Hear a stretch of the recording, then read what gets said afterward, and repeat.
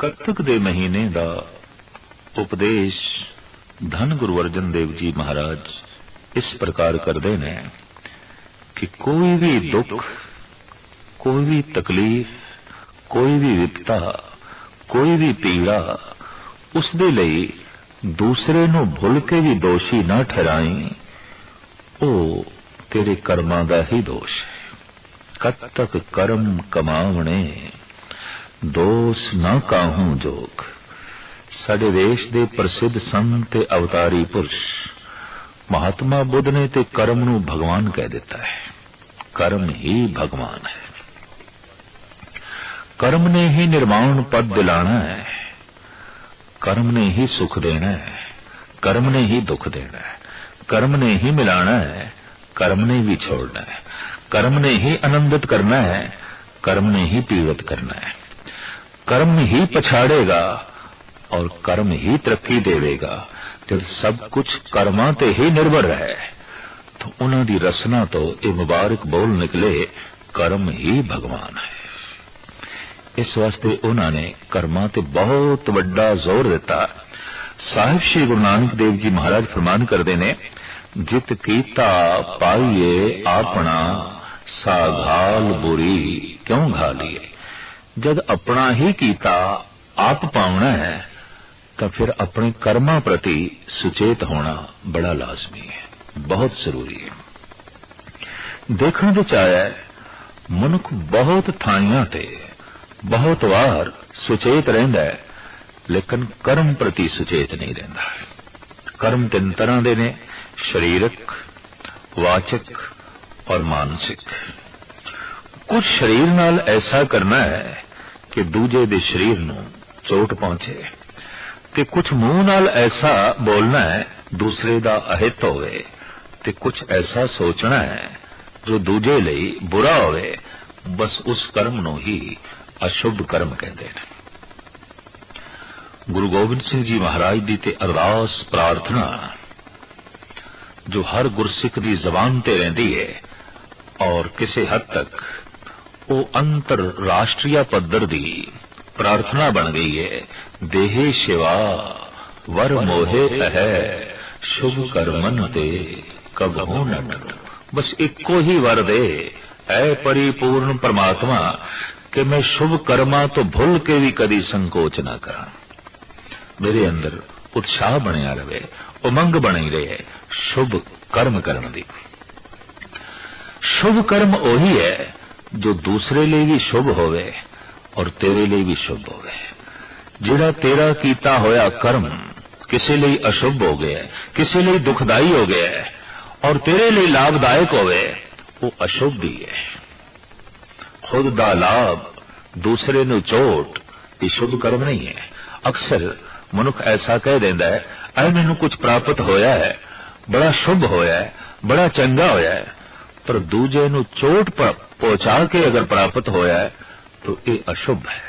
गुरु गोबिंद सिंह जी महाराज की यह प्रार्थना जो सिख जगत दे प्रचलित है, ये सब तो वड्डी प्रार्थना देहे शिवा वर मोहे है शुभ कर्मन ते कब हो न टल। शुभ कर्मा तो जो टल गया, एक पासे हो गया, नहीं कीते, समझ लो जिंदगी दे सार तो टल गया, सुखा तो दूर हो गया, आनंद तो दूर हो गया, भगवान तो ही दूर हो गया, क्योंकि कर्म करके ही सारी खेड बननी सी। 12 माह दे आरंभ काल दे भी गुरु अर्जन देव जी महाराज ने साफ कह दिता कि किरत कर्म के विछड़े कर कृपा मेलो राम। गुरु नानक देव जी महाराज दा फरमान, इते आप बीज आपे ही खाए, इते कर्मी आपो अपने के नेड़े के दे। मनुखी दुनिया विच सारी खेड कर्मां दी। कीते होए कर्मां तो संस्कार बन जाते हैं, संस्कारां तो सुभाव बन जाता है, सुभाव तो प्रालब्ध बन जाती है और प्रालब्ध ही सुख ते दुख नूं जन्म देती है। ये जो श्रृंखला चलती है दुख ते सुख दी, ये कर्म तो ही चलती है। इस वास्ते गुरबाणी का फैसला अपने दुखां लई तू कदी किसी नूं दोषी ना ठहराई ते अपने सुख लई कदी किसी दी तू झूठी उपमा ना करी। वो खेड तेरे कर्मां दी है।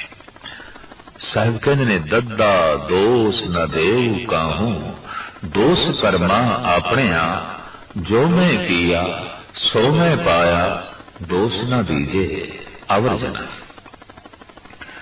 ईरान का महान सूफी संत शेख सादी का एक बड़ा कीमती कौल आप कहते ने, यार रा खुद करदा रा इलाज नेस्त। ऐ मेरे मित्र, जो तू कर चुके हैं ओदा इलाज मेरे कोल नहीं हो, ते तेनू भोगना पेगा। यार रा खुद करदा रा इलाज नेस्त, करदनी ख्वैश ओ आमदनी केश। जो तू कर चुके हैं तेरे सामने आने वाला है, बस आने वाला है, बस प्रगट होने वाला है। ऐ मेरे मित्र, इस देश में सहायक नहीं हो सकता, मददगार नहीं हो सकता।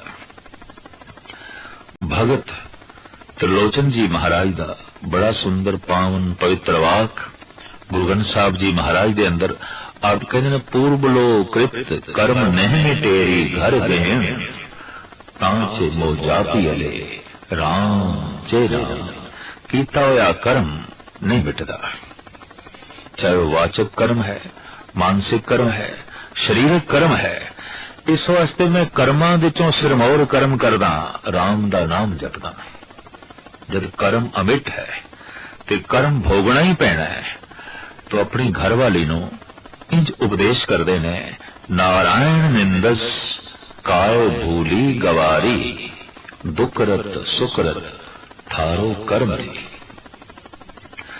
दुख ते सुख तेरे दुखरत ते सुखरत कर्मां दा फल है। भगत कबीर जी महाराज दा फरमान, क्यों अपने मन नूं ललचाना है, दुखद करदा है। ऐ रखवाद न कीजे रे मन, सुखरत कर कर लीजे रे। शुभ कर्म करके तू सब कुछ प्राप्त कर सकता है। प्रभु ने शुभ कर्मां दे बीज तैनू दे दिते ने, तेरी मर्जी है तू इस तन दी धरती विच बोवे या ना बोवे। पर यह भी तेरी मर्जी है कि शुभ कर्मां तो विपरीत अशुभ कर्म भी तू बो सकता है, पर उन्हां तो निकलेगा दुख। एक श्रृंखला है, एक मर्यादा है।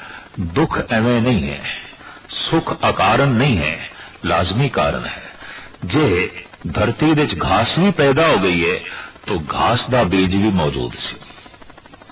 असी कह देने कि ते बरखा हुई है, अपने आप जम पई है, नहीं, घास के बीज भी मौजूद सन।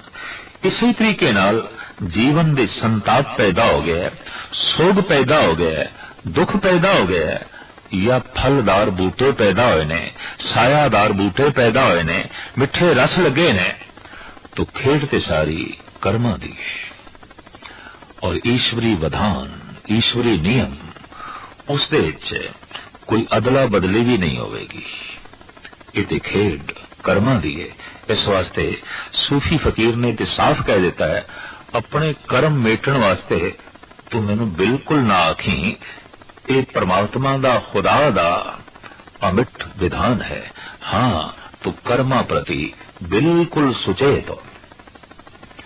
भगत कबीर कहते ने, मनुखी दुनिया विच मैं एक अचंबा देखदा कि दीवा हथ दे च है, रोशनी कोल है, फिर भी मनुख खूह विच गिरदा है। कबीर मन जाने सब बात, जानत ही अवगण करे, काहे की कुसलात हाथ दी कुएं पर। प्रभु ने दिमाग दे दिता है, सोच शक्ति दे दी है, बुद्धि दे दी है। ये जलदा होया दीवा परमात्मा ने हर एक नूं दे दिता है। फर्क सिर्फ इतना है, कोई इस दीवे नूं ढक लैंदा है किसी भांडे नाल, या अपनी अखां ही बंद कर लैंदा है, तो बुद्धि दे चानने तो लाभ नहीं लैंदा। इसका यह मतलब नहीं कि परमात्मा ने बुद्ध नहीं दिती।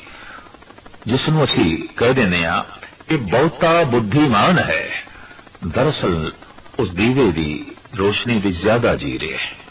जिसनों असी मूड कह देने गवार कह देने वो उसी दीवे तो अखा मीट के बैठा है, या दीवे नो उसने जो है ढक देता है। मूड हो गया, गवार हो गया, उसकी जानकारी सिर्फ गांव तक रह गई है, सीमित रह गई है। तो कबीर कहने मैं हैरान हाँ कि हथ दे च दीवा ते फिर खूह दे च गिरदे पैने, बुद्धि कोल फिर बुद्धि दी वरतों नहीं करदे, बंदे कोल पैर होवन ते पैरां दी वरतों ना करे, हथ होवन ते हथों दी वरतों ना करिए तो हथ नाकारा हो जाते ने, पैर कमजोर हो जाते ने। जबान बोले ना तो बोलन शक्ति गवा बैठती है, अखां ते पट्टी बन लईए तो अखां दी जोत सहजे सहजे मध्यम पै जाएगी, कमजोर हो जाएगी।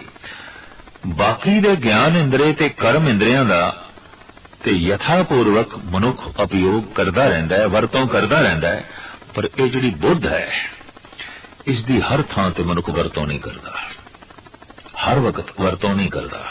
पश्चाताप ते दुख इस गल दा सबूत है कि इसने बुद्ध नूं अगे नहीं कीता, दीवे नूं अगे नहीं कीता, दीवे दी रोशनी तो लाभ नहीं लिया।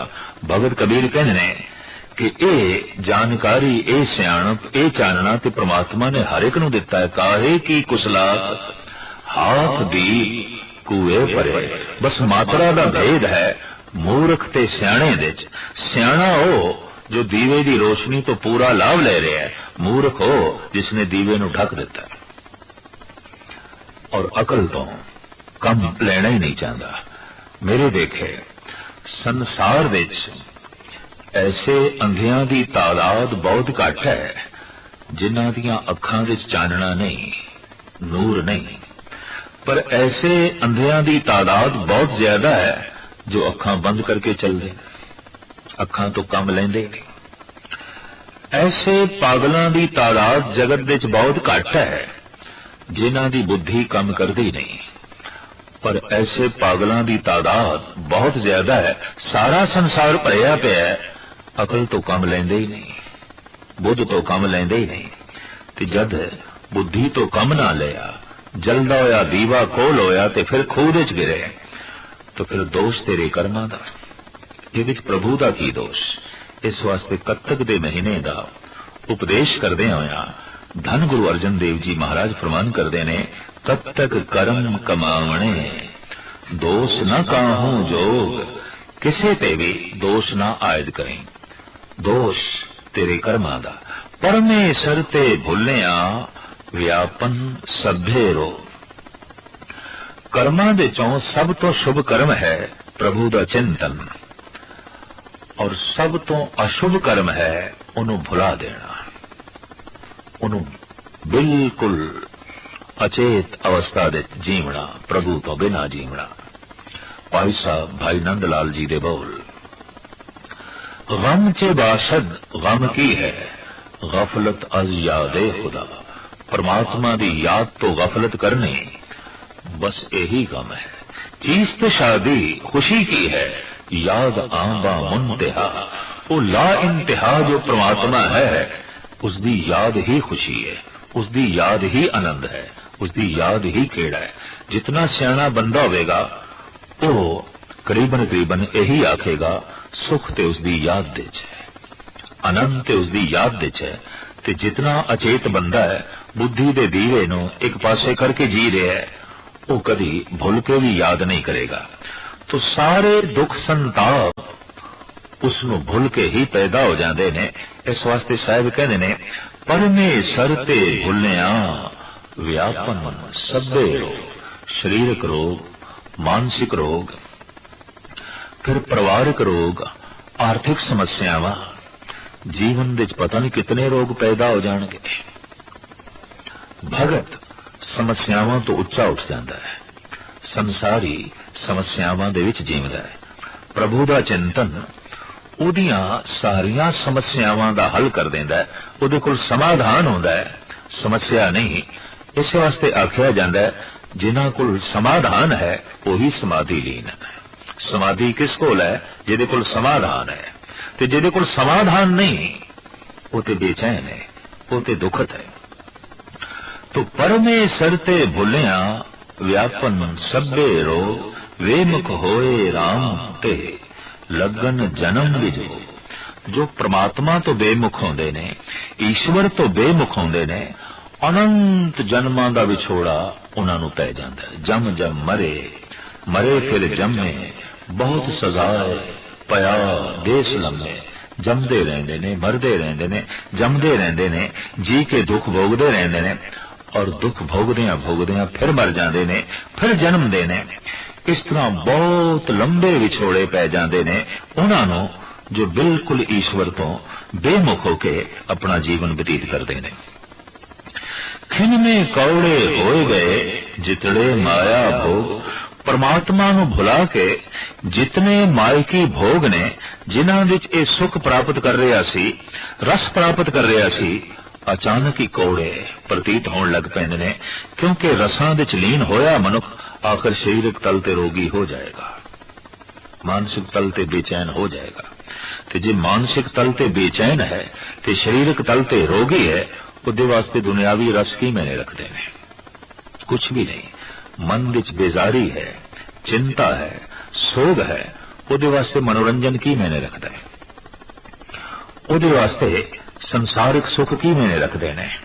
और तन विच रोग है तो उहदे वास्ते पदार्थां दा रस की मैंने रखता है?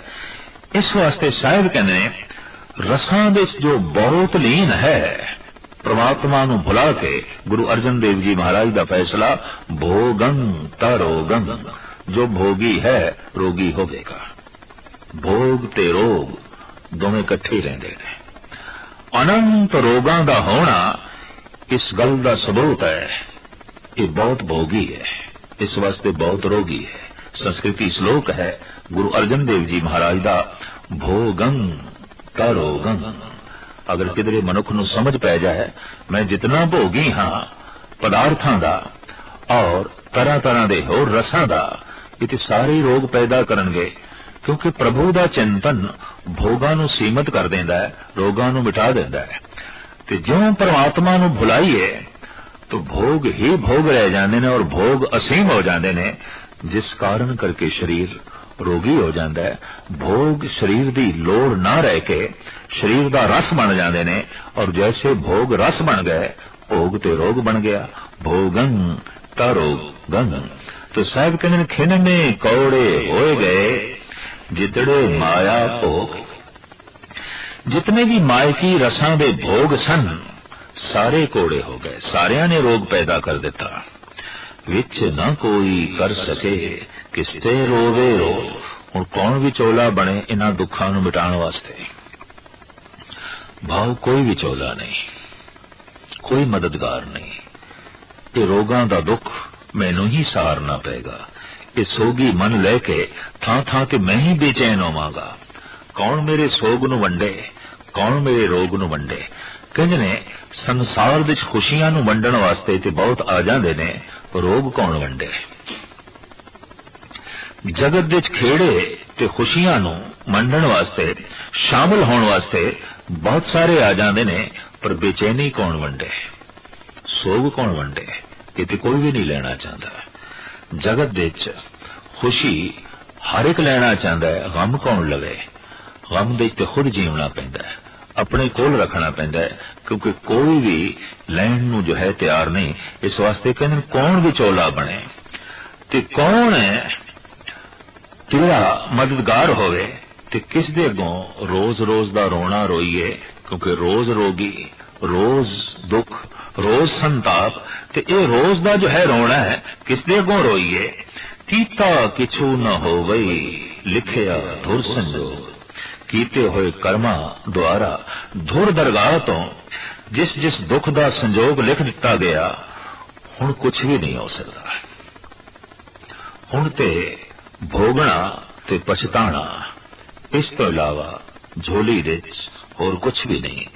हाँ, किधरे कुछ ऐसे भी भाग होवन, ऐसे भी कुछ कर्म होवन जिन्हां नाल किधरे सत्संग नसीब हो जाए, प्रभु दा मिलना नसीब हो जाए, ओदा मिलाप सारे रोगां दा विछोड़ा बन जाता है, और उसदा विछोड़ा सारे रोगां दा मिलाप बन जाता है। प्रभु दा मिलाप सारे दुखां दा विछोड़ा हो जाता है, और प्रभु दा विछोड़ा सारे दुखां दा मिलाप बन जाता है। इस वास्ते साहिब कहते ने वड भागी मेरा प्रभ मिले तां उतरे सब भी। जितने विछोड़ियां दे दुख ने सारे दे सारे उतर जाते ने, दूर हो जाते ने। किधरे भागा अनुसार प्रभु दा मिलाप हो जाए, उसका चिंतन अंदर चल रहे। नानक को प्रभ राख ले, मेरे साहिब बंदी मौज। कत्तक दे महीने च गुरु अर्जन देव जी महाराज कहते ने इंज अरदास करनी चाहिए, हे मेरे मालक, हे बंधना दे तोड़न वाले, मैनू रख ले। मैनू भी वो कर्म जो बंधन बन के मेरे गले च पए ने, मेरे हत्थां च पए ने, मेरे पैरां च पए ने, बेड़ियां बन गए ने, हथकड़ियां बन गए ने, फाइयां बन गए ने। तू बेड़ियां दे तोड़न वाला है, हथकड़ियां दे तोड़न वाला है, फाइयां दे कटण वाला है। हे प्रभु तू रहमत कर। अगर कोई कत्तक दे महीने च इस ढंग दी दिलों अरदास करे, साहिब कहने नानक को प्रभ राख ले, मेरे साहिब बंदी मोच। कत्तक होवे साध संग, बिन से सब्बे सोच। ते कत्तक दे महीने विच अरदास करदे होया सत्संग नसीब हो जाए तो सारियां व्यर्थ दियां सोचां मिट जांदियां ने। आनंद ते खुशियां खेड़े झोली विच आण बिराजदे ने। कत्तक किरत पया जो प्रभ भाया, दीपक सहज बले तत जलाया। दीपक रस तेलो धन पिर मेलो, धन उमाहे सरसी। अवगुण मारी मरे ना, सीझे गुण मारी ता मरसी। नाम भगत दे निज घर बैठे, अझू तिनाड़ी आसा।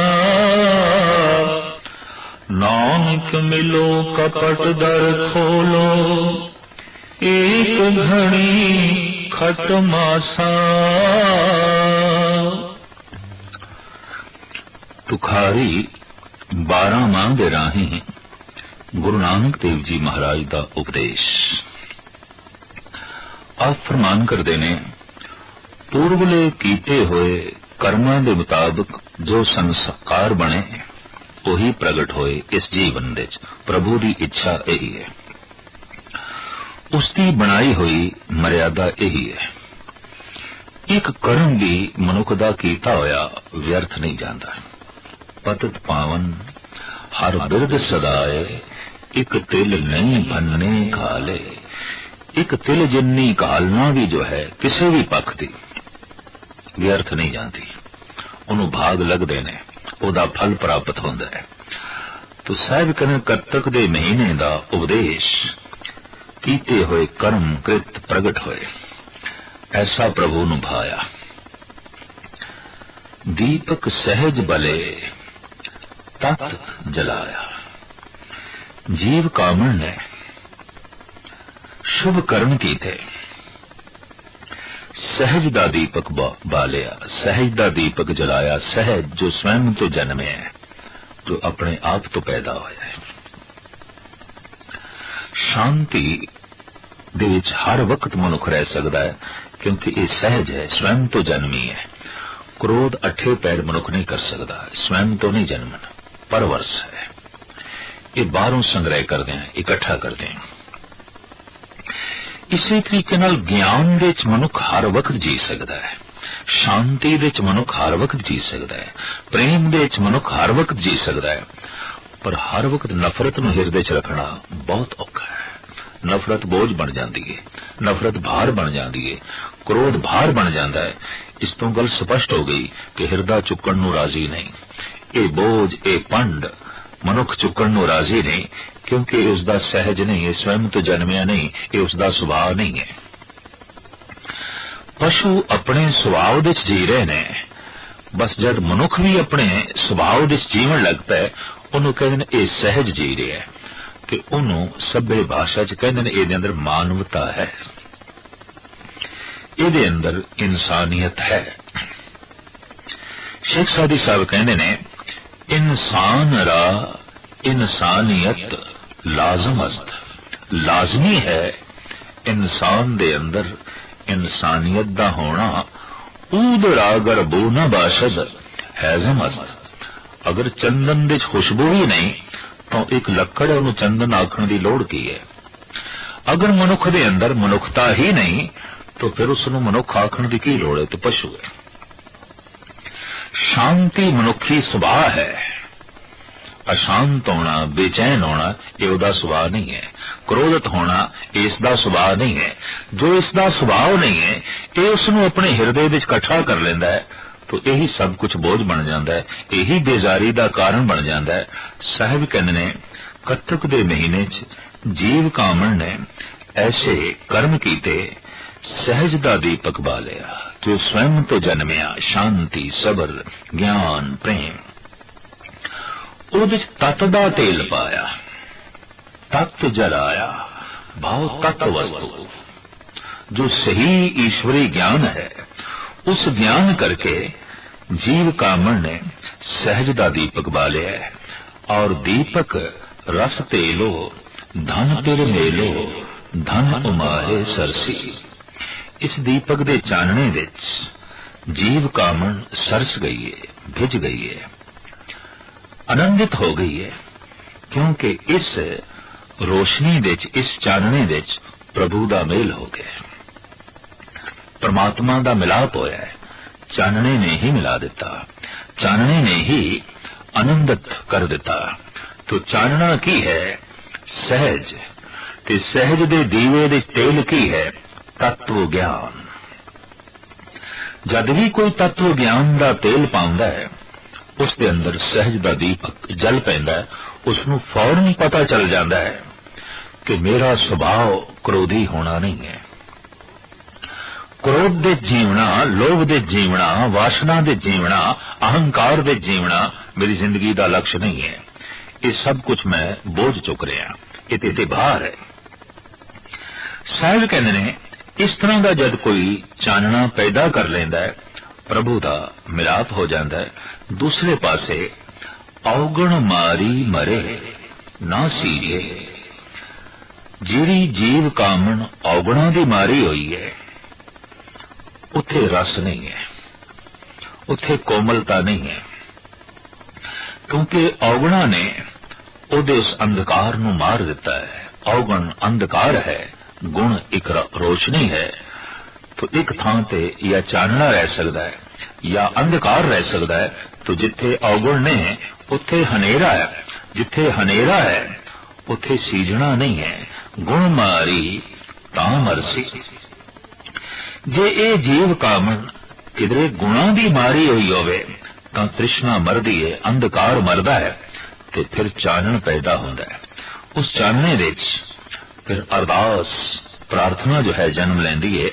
नाम भगत दे निज घर बैठे अधों ते नाड़ी आसा। हे प्रभु रहमत कर, अपने घर विच बैठना नसीब करा। नाम दे, भक्ति दे। और ये बेबलता ये मंग इतनी प्रबल उठती है। नानक मिलो कपट दर खोलो एक घड़ी खट मासा। हे प्रभु तू अपने दरवाजे खोल, अपने कपाट खोल। हुण ते एक घड़ी दा विछोड़ा भी कई महीनियां वर्गा हो गया। कत्तक दे महीने दा यही संदेश उपदेश।